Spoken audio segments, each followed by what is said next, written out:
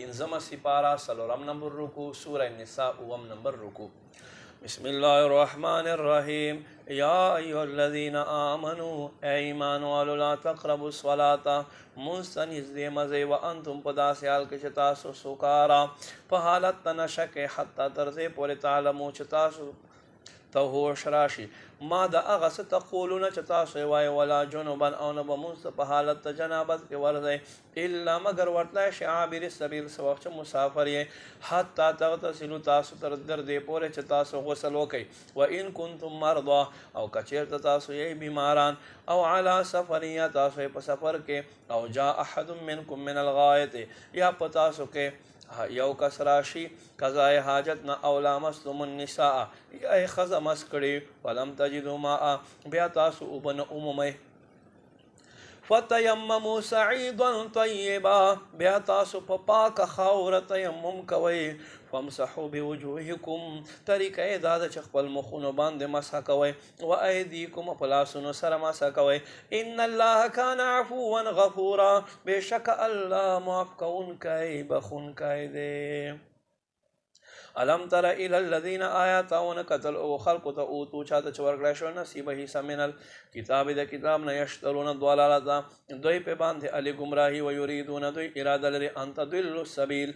ادا چې تاسو له لارې نه گمراه کی تاسو نه لارې نه بې لارې کې واعلموا پوه شئ اعلموا باعدائکم الله د تاسو دشمنان ښه پېژني وکفا بالله ولیا او کافی دی الله ولی وکفا بالله نصیرا او کافی دی الله مددګر ہے ومن الذین هادوا او د هغو خلکو نه چې یهودیان دي یحرفون الکلم عن مواضعه دوی د الله کلام د خپلو زګونه بدلوي په تورات کې ویقولون دی وایي سمعنا مونږ واورېدل وعصینا او نافرماني مو وکړله واسمع واوره غیر مسمع د نه اورېدونکي په شان باندې وراعینا او راعینا وایي لین بالسنتهم د خپلې ژبې ګرځولو سره وطعنا فی الدین په دین کې تان یعنی طنز کوي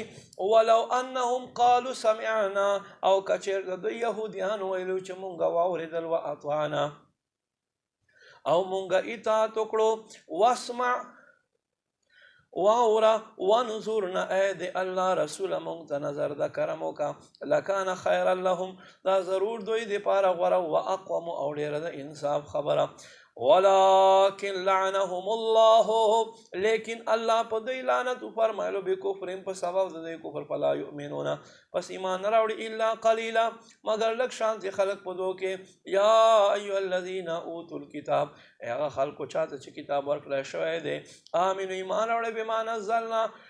هغه څه باندې چې موږ نازل کړی مصدقا لما معکم تصدیق کوونکی دا کتاب چې تاسو سره دی من قبل مخکې تر دې ان نطمس وجوهکم ادا چې تاسو مخونه مسح شي فنردها بیا به مونږ دا وګرځو علی ادبارها د ستاسو شاګانو طرف ته او نلعنهم یا مونږ په دوی لعنت کما لعنا اصحاب السبت څنګه چې مونږ هفتې ورځو والو باندې لعنت کړی وکان امر الله مفعولا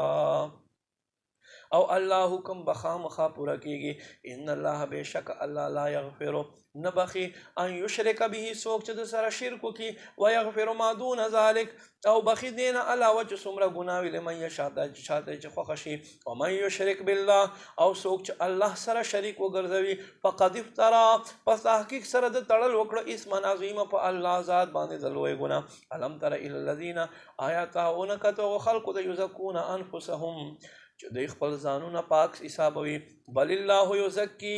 بلکې الله پاک کوي من یشاء چاته چې خوښ شي ولا یظلمون فتیلا